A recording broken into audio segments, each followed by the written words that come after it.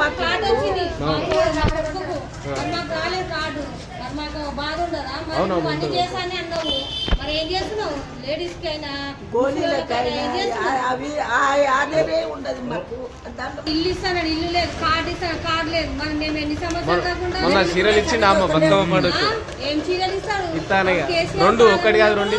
కేసీఆర్ ఇచ్చిడు. ఇప్పుడు మొన్ననేమో మా ఆంటీ గోపినాథ్ గారికి ఇచ్చింది సునీత. ఏం చేసిరాడు?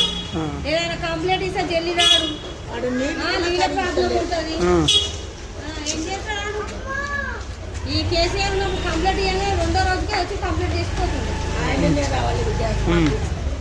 అంతే మొత్తానికి సునీత వస్తే మంచిది ఈ గల్లీ ఈ బస్తీలో. ఓకే ఓకే అంతే.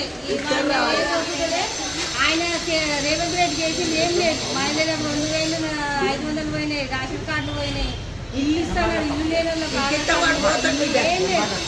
పోతాడు వాడు యూతాలో పోతాడు, వాడు రాడు కూడా.